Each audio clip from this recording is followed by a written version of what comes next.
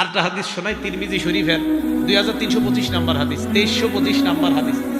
এই হাদিসটা মুখস্থ করতে হবে সবার। কি করতে হবে? বলে না কি করতে হবে? আরে হ্যাঁ, নবীজি মুখস্থ করাইছে সাহাবাদেরকে, তো আমি তো আপনাদেরকে মুখস্থ করাইতে হবে না, তো হবে না। এই হাদিস সাহাবাদেরকে নবীজি মুখস্থ করাইছে, তা আপনাদেরকে মুখস্থ না করালে তো হবে না। কি তৈরি আছেন তো? বাকি আশার বাণী হলো আপনাদের আরবিটা মুখস্থ করতে হবে না, বাংলাটা করলেই চলবে। ঠিক আছে তো? আরবিটা ওলামায়ে কেরাম ওনারা পারে, কিন্তু আপনারা যারা সাধারণ আরবিটা দরকার নেই, আপনারা বাংলাটা। এখন আগে শোনেন হাদিসটা। নবীজি বলেন, সালাসাতুন উকসিমু আলাইহিন্না, তিন ব্যক্তির ব্যাপারে তোমাদেরকে আমি শপথ করব। কয় ব্যক্তি? হ্যাঁ, এটা মুখস্থ করা লাগবে না, এটা তারপরে শুনেন খালি। এরপরে নবীজি বলে, এই তিন ব্যক্তির কথা বলার পর আমি তোমাদেরকে একটা হাদিস বলবো, এই হাদিসটা সবাই মুখস্থ করবে। এখন আমি আপনাদের সামনে তিন ব্যক্তির কথা প্রথমে বলবো, এরপর একটা হাদিস বলবো, এই হাদিস সবাই মুখস্থ করতে হবে। ঠিক আছে তো ইনশাআল্লাহ? নবীজি বলেন, এক নাম্বার, মা নাকাস মালু আবদিন মিন সাদাকা, সদকা করলে সম্পদ কমে না। সুবহানাল্লাহ। আল্লাহ নবী কয়, আল্লাহর কসম, সদকা করলে সম্পদ কমে না।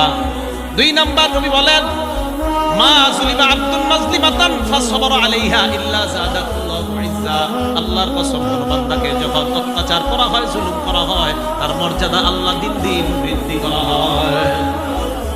এই হাদিসটা পড়ার পর আমাদের অনেক মুহতারামদেরকে নিয়ে আমি স্বপ্ন দেখতেছি, আমাদের অনেক শ্রদ্ধেয় ব্যক্তিত্বদেরকে নিয়ে স্বপ্ন দেখি, আর ডেলি আল্লাহর কাছে বলি, আল্লাহ, আপনার নবী কসম খায়া বলছে, যারে যত বেশি জুলুম করা হবে তার মর্যাদা আপনি তত বাড়ান। আল্লাহ, আল্লাহরে বলি কিছু কথা তখন দিল থেকে। কি বলি? কোন একদিন বলবো কি বলি। দুই নাম্বার, যাকে জুলুম করা হয় সে যদি ধৈর্য ধারণ করে, তার মর্যাদা আল্লাহ বাড়ায় দেয়। অপেক্ষা থাকে, একটু ধৈর্য ধরুন ইনশাআল্লাহ।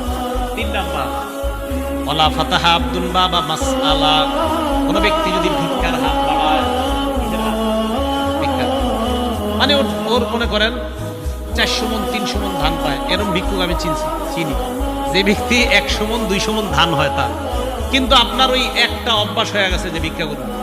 তো নবীজি বলেন, ইচ্ছা করে যদি কেউ ভিক্ষার হাত বাড়ায়, ওরে মরণ পর্যন্ত আল্লাহ এই হাত পাতায় থাকবে। আল্লাহ মরণ পর্যন্ত ওর অভাব অনটনের দরজা বন্ধ করবে না, কোথাও না কোথাও তার অভাব লাগায়।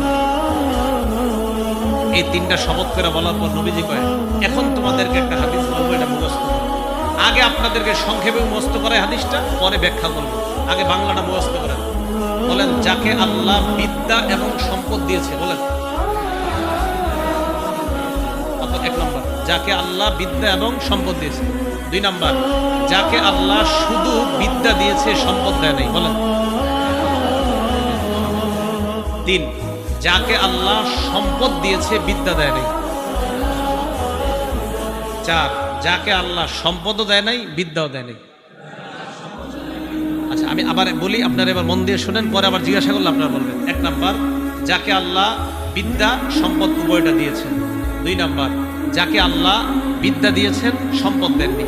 তিন নাম্বার, যাকে আল্লাহ সম্পদ দিয়েছেন, বিদ্যা দেননি। চার নাম্বার, যাকে আল্লাহ সম্পদও দেননি, বিদ্যাও দেননি। এবার আপনারা বলবেন, আমি আঙ্গুল তুলছি, বলেন। এক নাম্বার, দুই নাম্বার, আপনি কি কইলেন? হ্যাঁ, দুই নাম্বার, যাকে আল্লাহ। তিন নাম্বার, চার নাম্বার। মুখস্থ থাকবে সবার? মুখস্থ থাকলে এবার বিস্তারিত বলি, থাকবে তো ইনশাআল্লাহ? قال رسول الله صلى الله عليه وسلم ইন্নামাদ দুনিয়া লিআরবাতি নাফার, আল্লাহ নবী বলেন, দুনিয়াতে মানুষ 4 প্রকার। জোরে বলেন, দুনিয়াতে মানুষ কয় প্রকার? এক নাম্বার, আব্দিন রাযাকাহুল্লাহু ইলমান ওয়া মালা, এক নাম্বার যাকে আল্লাহ সম্পদ দিয়েছেন, বিদ্যা দিয়েছেন। এক নাম্বার, যাকে আল্লাহ সম্পদ দিয়েছেন, বিদ্যা দিয়েছেন, ফাহুয়া ইয়াত্তাকি ফীহি রাব্বা, ওই ব্যক্তি আল্লাহকে ভয় করে, কারণ তার কোরআন হাদিসের বিদ্যা আছে। কোরআন হাদিসের বিদ্যা থাকার কারণে আল্লাহকে ভয় করে। ওয়ায়াসিলু ফীহি রাহিমা, আল্লাহর জন্য ওই ব্যক্তি আত্মীয়তার সম্পর্ক রক্ষা করে।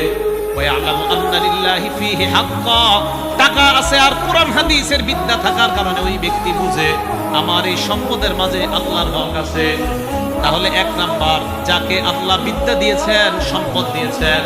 কোন আলেমকে যদি আল্লাহ বিদ্যা দেয় এবং সম্পদ দেয়, ওই আলেম তার বিদ্যার মাধ্যমে তার সম্পদ কোথায় খরচ করতে হবে এটা তার জানা আছে। আল্লাহ নবী বলেন ফাহুয়া বিআফজালিল মানাজিল, এই ব্যক্তি সবচাইতে শ্রেষ্ঠ মর্যাদাবান ব্যক্তি হয়ে যায়। সম্পদ আছে, টাকা আছে, কিন্তু সঠিকভাবে খরচ করে, এই ব্যক্তি শ্রেষ্ঠ ব্যক্তি। দুই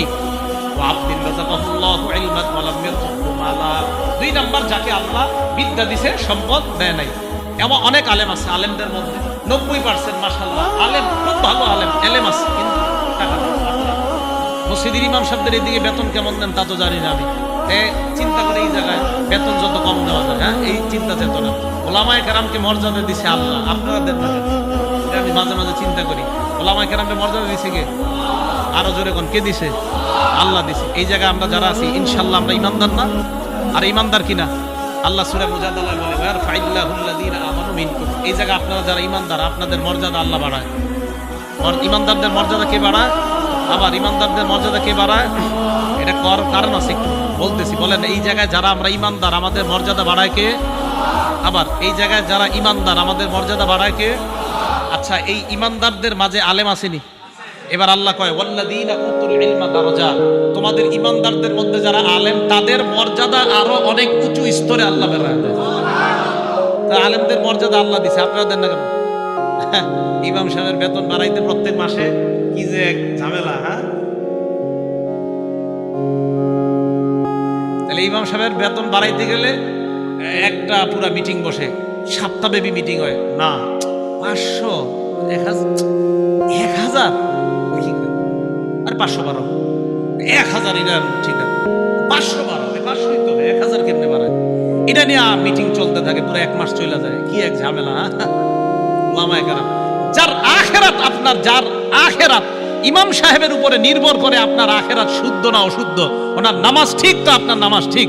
ইমাম সাহেব সামনে দাঁড়ায়, আপনার আখেরাতের পুরো দায়িত্বটা নিয়ে ইমাম সাহেব সামনে দাঁড়ায়। কিভাবে এরকম কিপটামি আর কৃপণতা করেন যে ওনার বেতন বাড়াইতে গেলে 7 দিন আর 15 দিন মিটিং করেন? আপনার তো লজ্জা থাকা দরকার। যার আখেরাত নির্ভর করছে যে ইমামের উপর, ওনার ব্যাপারে মিটিং করতে হবে কেন? আমি খুব লজ্জা পাই এই বিষয়গুলো। যে ইমাম সাহেবের, ওনার কারণে আপনার আখেরাত, উনি সামনে দাঁড়ায়, আপনার আখেরাতের পুরো দায়িত্বটা নিয়ে সামনে দাঁড়াচ্ছে একজন ইমাম। হ্যাঁ, আপনি জানেন আমি সামনে সাধারণত ভয়ে দাঁড়াইতে চাই না, সামনে যে দাঁড়াই না কেন, পিছনে হাজার হাজার মানুষের দায়িত্ব এটা। কিন্তু আমি মাঝে মাঝে ইমামদেরকে নিয়ে চিন্তা করি, একজন ইমাম কতগুলো মানুষের আখেরাতের দায়িত্ব নিয়ে সামনে দাঁড়ায়। ওনার ক্ষেত্রে মুসল্লিদের মধ্যে আমরা কি পরিমাণ চিন্তা চেতনা আর যে কত টেনশন ইমাম রে নিয়া, নাউজুবিল্লাহি মিন জালিক। বলেন।